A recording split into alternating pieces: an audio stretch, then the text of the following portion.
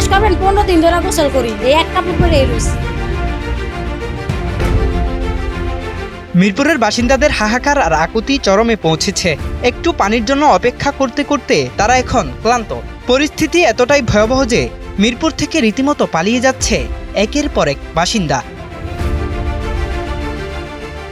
Metro রেলের সুবিধার জন্য মিরপুর ছিল রাজধানীর কাঙ্ক্ষিত আবাসিক এলাকাগুলোর একটি, কিন্তু এখন সেই সুবিধাকেও পাত্তা দিচ্ছে না তারা। পানির সংকট এমন চরম আকার ধারণ করেছে যে টাকা দিয়েও কিনতে পারছেন না এক বালতি পানি। দিনের পর দিন নয়, মাসের পর মাস পানির জন্য অপেক্ষা করতে করতে ক্লান্ত বাসিন্দারা ছেড়ে দিচ্ছেন দীর্ঘদিনের ঠিকানা।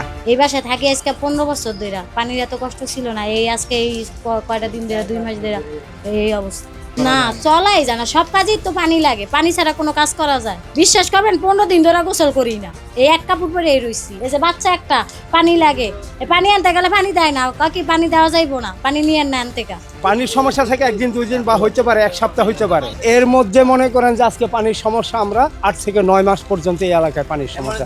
এই পর্যন্ত সরকারি কোনো তরফের লোক আসে না, ইনকোয়ারিও করে না। এরকম আপনার মতো নিউজ প্রতিবার আসছে, আইসাও কেউ কোনো ফায়দা আসে না। ওই পানিটা তো ওয়াসার, তাহলে কেন পাবলিক ওই পানি কিনা খাবে? সরকারের উচিত যে এলাকায় পানির সংকট ওই এলাকায় পানি পৌঁছানো। বাসায় পানি না থাকায় প্রতিদিন ছুটতে হচ্ছে অন্যের বাসায়। কারো দরজায় মিলছে 1-2 বালতি পানি, আবার কোথাও ফিরতে হচ্ছে খালি হাতে। পানি চাইতে গিয়ে শুনতে হচ্ছে কটু কথাও, অথচ এই পানি কোনো অতিরিক্ত সুবিধা নয়, নাগরিকের মৌলিক অধিকার। দেশে তাইলাম পানি নাই দেখে সমস্যায় পানি লেগে করেন গেছি দেশে, গোসল খাওয়া দাওয়া সব কিছু তো পানি লাগে। পানি ছাড়া কি উপায় আছে?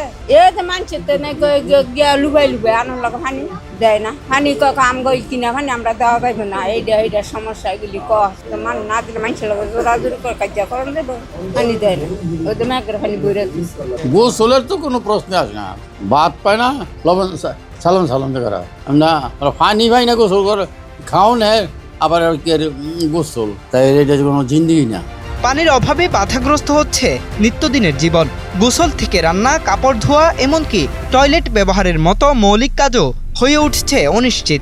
অফিসগামী, শিক্ষার্থী, শিশু ও বয়স্ক সবচেয়ে বেশি ভোগান্তিতে পড়ছেন তারাই। জীবনযাপন কিভাবে করা যায়? পানি ছাড়া তো কোনো কিছুই হয় না, রান্না বান্নারও কষ্ট, সব কিছুতেই কষ্ট। পানি ছাড়া তো আর কোনো কাজই হয় না। 3 মাস যাবত এই সমস্যা আর কি। তো আমরা তো টাকা দিয়েও পাই না অনেক সময়। এমন পানি সংকটের জন্য ওয়াসাকে দায়ী করছে কনজিউমার অ্যাসোসিয়েশন অব বাংলাদেশ। তারা বলছে ওয়াসার দায়িত্বে অবহেলার কারণেই এই পরিস্থিতি তৈরি হয়েছে। না, এটা খুবই দুঃখজনক। পানি ছাড়া তো আসলে জীবনই অচল। তো সেই জায়গায় অনেকদিন ধরে পানির সংকট আমাদের নলেজও আসছে। এখানে কুয়াশার যে দায়িত্বশীল লোকজন, তারা পুরোটাই দায়িত্ব অবহেলা করছে। কোনো কারণে 1-2 দিনের সমস্যা হতে পারে, কিন্তু এটা মাসের পর মাস বা সপ্তাহের পর সপ্তাহ এরকম হয়ে যাওয়াটা, ঘটনার সাথে যারা জড়িত তাদেরও আসলে পানিশমেন্ট হওয়া উচিত। এটা তো আরো ভয়ঙ্কর, আরো দুঃখজনক ঘটনা। কারণ হলো যে এমনি তো লাইনে পানি নাই, পরে বাউসার দিয়ে পানি বিক্রি করতে, সেই জায়গায় এটা আবার এখানে সিন্ডিকেট করে ফেলা, তো তার মানে তো এটা খুবই ভয়াবহ অবস্থা। এটা ওয়াসা দ্রুত ব্যবস্থা করা উচিত। ওয়াসা কর্তৃপক্ষ অনতিবিলম্বে যারা এগুলোর সাথে জড়িত তাদের বিরুদ্ধে ব্যবস্থা নেওয়া উচিত বলে আমরা মনে করছি। বিশেষজ্ঞরা বলছেন জনসংখ্যা বৃদ্ধির সঙ্গে সঙ্গে পরিকল্পনা, অবকাঠামোগত উন্নয়ন এবং বিকল্প ব্যবস্থা নিশ্চিত না করার ফলে পানির সংকট তীব্র আকার ধারণ করেছে। প্রশ্ন উঠছে, এত দীর্ঘ সময় ধরে সংকট চললেও কেন কার্যকর ব্যবস্থা নেওয়া যাচ্ছে না? রাজধানীর একটি গুরুত্বপূর্ণ আবাসিক এলাকায় মৌলিক সেবা নিশ্চিত করতে ব্যর্থতার দায় নেবে কে?